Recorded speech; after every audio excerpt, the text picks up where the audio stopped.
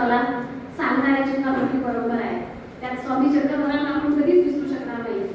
या निमित्ताने हा ग्रंथ आपल्या सर्वांनी आपण सर्व त्या ग्रंथाचे स्वागत कराल अशी आशा आहे. आणि यानंतर डॉक्टर अंकित जाधव यांना मी विनंती करते की आपणही थोडक्यात मनोगत व्यक्त करावं. डॉक्टर अंकित जाधव सहाय्यक आयुक्त भारतीय राजस्वी सेवा नवी दिल्ली इथे कार्यरत आहेत. लेखकाचे ते भाचे व्यक्तिवर्ग आणि चांगला वाचक लेखक अभ्यासक चिंतन असं याचं व्यक्तिमत्व आहे. आदरणीय डॉक्टर अंकित जाधव.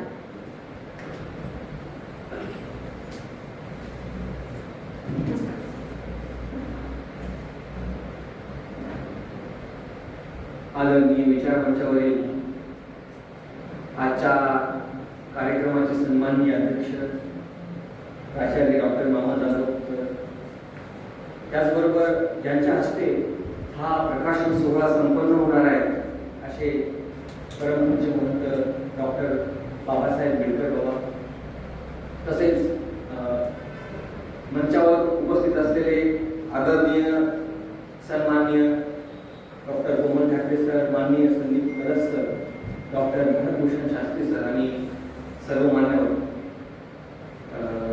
मामांनी ज्या पद्धतीनं या पुस्तकाच्या माध्यमातून महानुभाव साहित्याच्या चिंतनाचा समकालीन आढावा घेतलेला आहे, तर आणि त्यांची भूमिका आणि त्यांचा ओरवा जो या पुस्तकासंदर्भाचा अप्रोच आहे त्यांनी स्पष्ट केलेला आहे. तर मी आजच्या काळातील एक वाचक, तसं 1998 ते 2004 पर्यंतची जी पिढी आहे त्याला आपण जेनची पिढी असं म्हणतो, त्याचंच फलस्वरूप तुम्ही कॉक्रोच जनता पार्टीच्या आंदोलनातून सुद्धा पाहिलं असेल.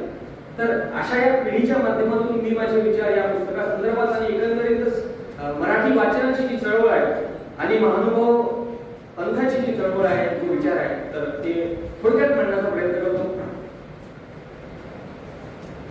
डॉक्टर संजय जगताप अजय मामा यांनी या पुस्तकाच्या माध्यमातून एका चिंतनाचं चिंतन करण्याचा प्रयत्न केला.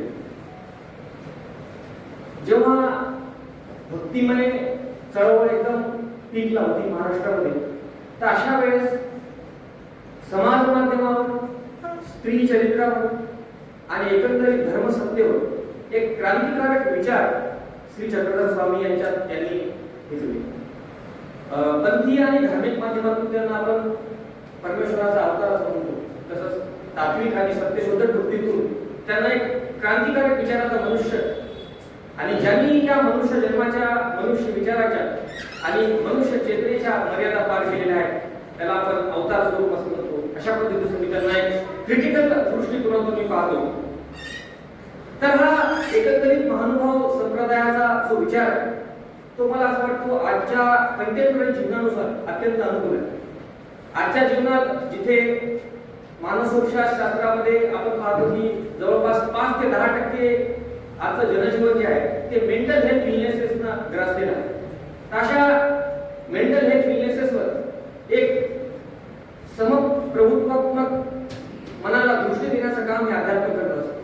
आणि ते अध्यात्म जितकं काला सुसंगत असतं तितकं ते आपल्याला एक चांगली मेंटल मेकअप देऊ शकतो. तर या महानुभाव पंथातले जे विचार आहेत, जी समतावादी दृष्टिकोनातून म्हणजे लिबर्टेरियन थॉट्स आहे, अहिंसा म्हणजे नॉन व्हायलन्सचा जो पुरस्कार आहे फक्त फिजिकल दृष्टिकोनातून नाही तर मानवी मेंटल दृष्टिकोनातून जी मानसिक अहिंसा सुद्धा या धर्मामध्ये जी सांगितलेली आहे. आणि स्त्रीविषयक उदारतेचा जो संदर्भ आहे, म्हणजे मी जेव्हा मेडिकल ऑफिसर होतो, डॉक्टर होतो, तेव्हा आम्ही मासिक पाळीच्या संदर्भामध्ये अनेक पॉप्युलेशन ड्राईव्ह करायचो, ज्यामध्ये आम्ही त्यांना सांगायचो की मासिक पाळी हा कोणता आजार नाही, त्यामध्ये कोणत्याही पद्धतीचा विकार नाही, कोणत्याही पद्धतीचे जंतू त्यामध्ये नसतात, त्यामुळे तुम्ही याच्याबद्दल एकदम उदारमतवादी दृष्टिकोन बाळगा. आणि स्त्रियांना आम्ही मासिक जे सॅनिटरी पॅड्स वाटप करू.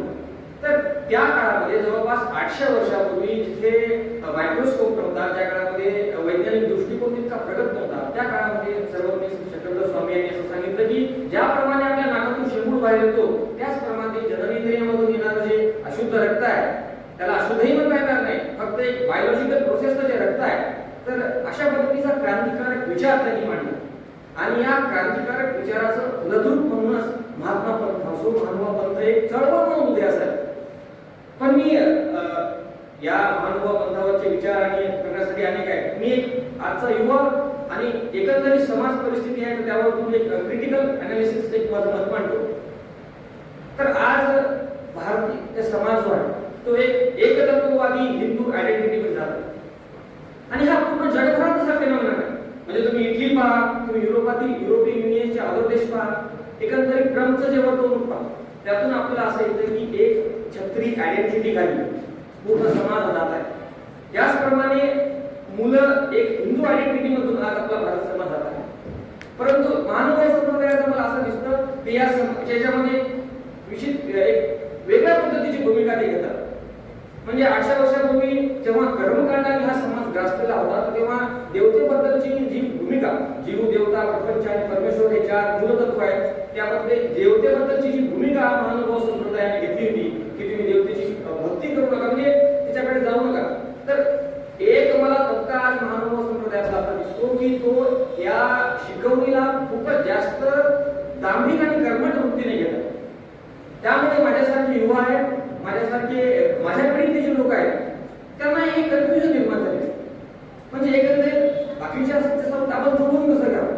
म्हणून माझा आज आग्रह सर्व म्हणताना आहे की यावर एक प्रकारची वैचारिक चर्चा होऊन एक सोल्युशन निर्माण झालं पाहिजे की आजच्या पिढीशी हा महानुभाव संप्रदायाचा जो विचार आहे त्याला कसं ऍडजस्ट आपल्याला करता येईल आणि एकंदरीतच पूर्ण एकछत्रीची हिंदू आयडेंटिटी आपण आज अनावधानाने तयार होत आहे. ती काळाची गरज सुद्धा म्हणू शकतो. त्याला अनेक मतमतांतर आहे. ते याच्यामध्ये हे कसं आणता येईल हे मला मांडायचं आहे.